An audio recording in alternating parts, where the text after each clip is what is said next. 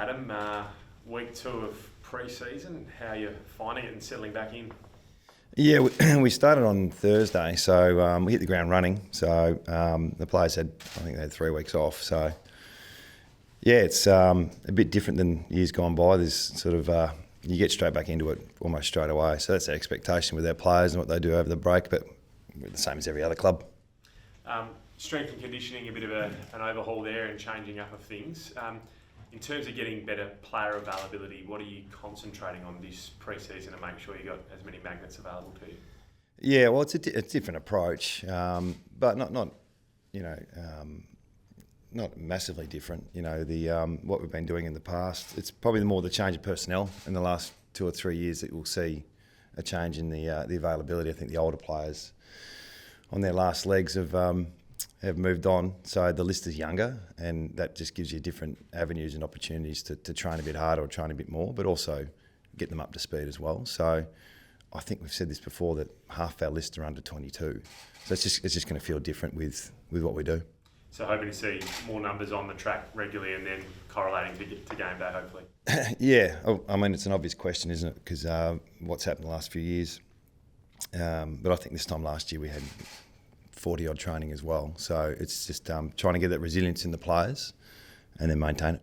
So what do you do to the program, the strength and conditioning wise, to keep that going, as you say, keep backing up session to session, bank them, and then get to the season, you know, ready to go, as opposed to being potentially nearing maybe an injury or so?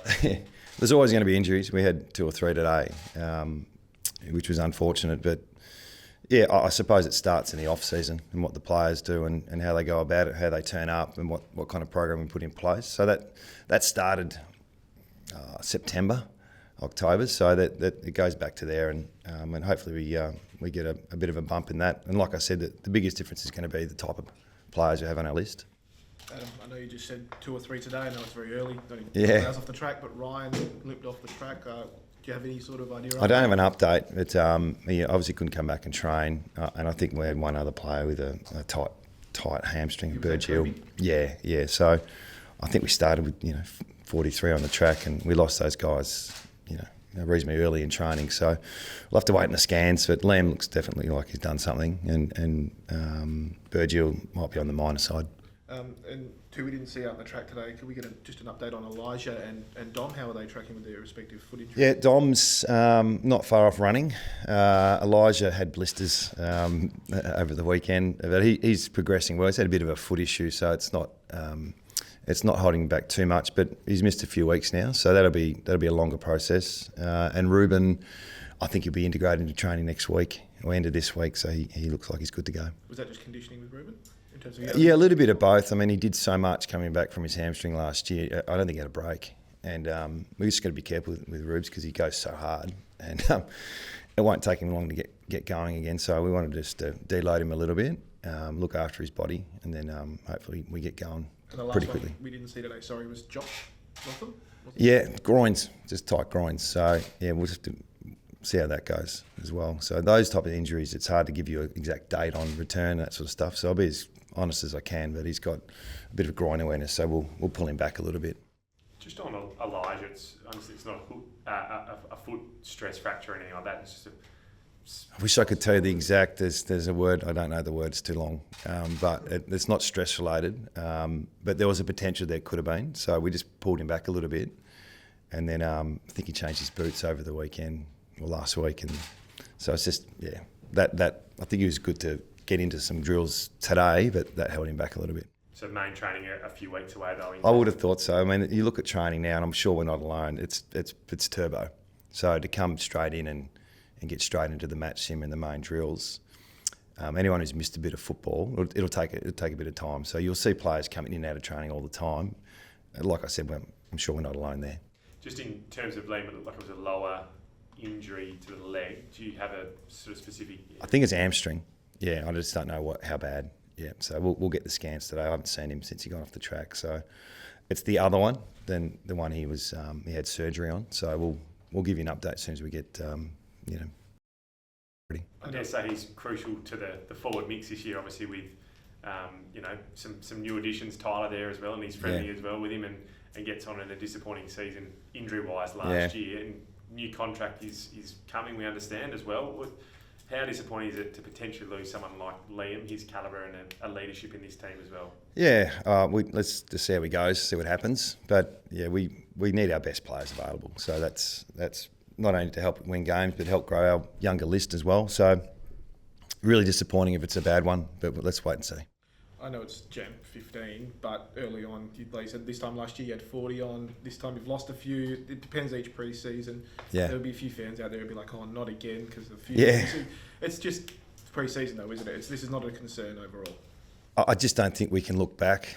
You know, I know you guys are going to keep reflecting on the last couple of years, and that's your job. But we're just looking forward. So there's going to be ups and downs. There's going to be some issues that we haven't seen just yet that are going to come up. But that's just the industry. So to learn from what we did in the last few years, that's definitely happened. But we're not going to keep feeling sorry for ourselves. We've got to move forward and get on the positives.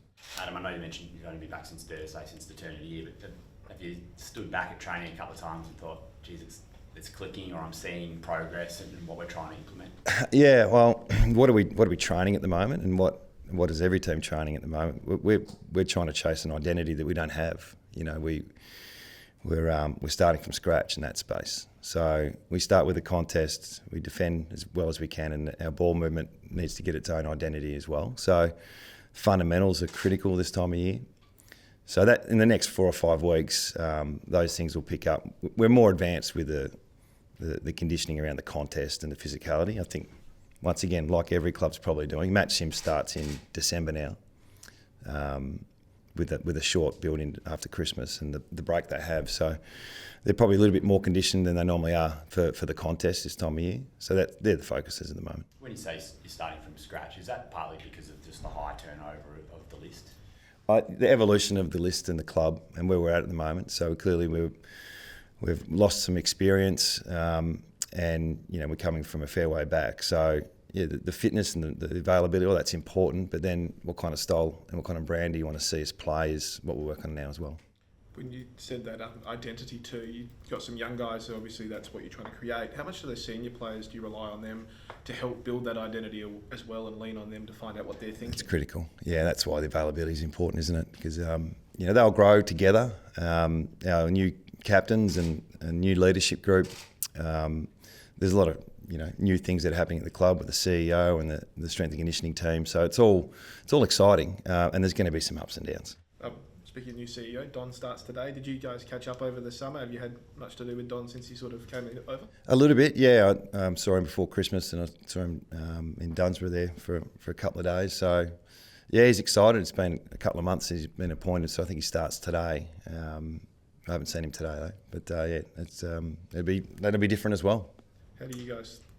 Do you reckon you'll work together? Do you reckon you will talk a lot of footy? Do you talk more about the club? How does that sort of work, considering he's also an ex-coach? Yeah, it's just is what it is. Yeah, I think I really lean on Pikey a little bit early on, pre-Christmas, just around some of the football knowledge he's had since he left the club in, was it 15?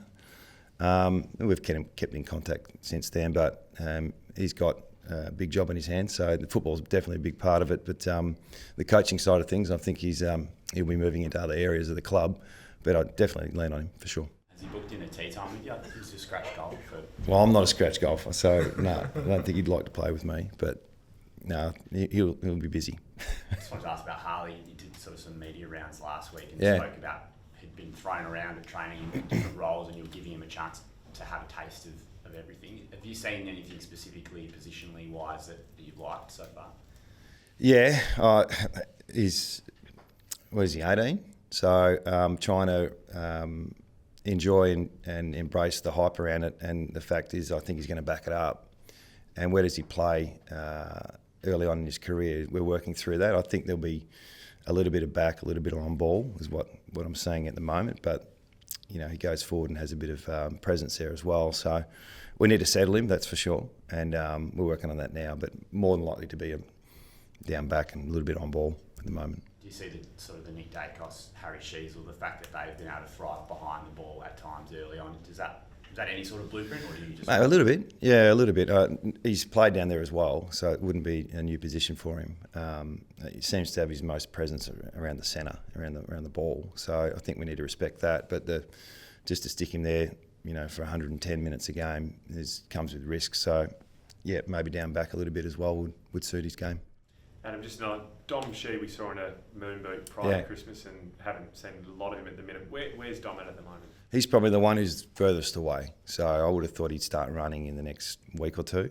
So he'll be pushing for round one. So I think there was a little stressy in that ankle, which we got on top of pretty quickly. But we had to pull him back. So he's probably starting now. So it's going to take 5 or 6 weeks to get going. He's had some lower leg issues. How's he sort of going by as the club sort of exploring how they try to get on top of that for him? Obviously, he's crucial with some leadership without Nick. Yeah, we need him. Forward. He's okay. I mean, it's frustrating because it's been a couple of years now. He's probably reflected the club and the team really with his availability. So, he's doing everything he can. We're doing everything we can. It's different issues each time with Dom. I think he had a syndesmosis and then stress-related injuries off that, which sometimes happen. So we'll deal with that as best we can. But he's positive, and he's back into it. Probably next week you'll see him running around. How are you? Obviously, it's been a big couple of years. You've got a couple of years to go on the contract. But yeah.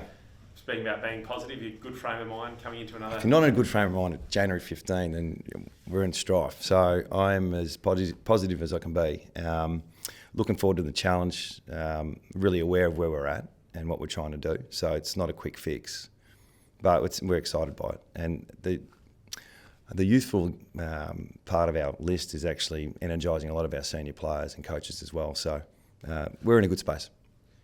How have the young guys sort of integrated? Have you seen them a lot on social media and they're at Rottnest, they're going out for yoga, they're doing all sorts of stuff together. It's like they're almost creating their own little club within the club. They look like they're really bonded together. You must be pleased with that. Yeah, I've seen that before. It's just where your list's at. I mean, we've been the older type of list, or for whatever reason, we've got a lot of fathers, and we've still got probably 10 or 12 kids or dads on our list. But yeah, the transition's definitely there, and I mean, there's no better city to live in when you're between 18 and 24. So they've had a good summer, and now it's time to get their hands dirty with the footy. Kane Corns this morning said Ben Cousins should be inducted into the Hall of Fame. He's done his time. Right. Club great, legend of the club. Do you agree with that sentiment? I haven't put any thought to it, but I wouldn't be against it.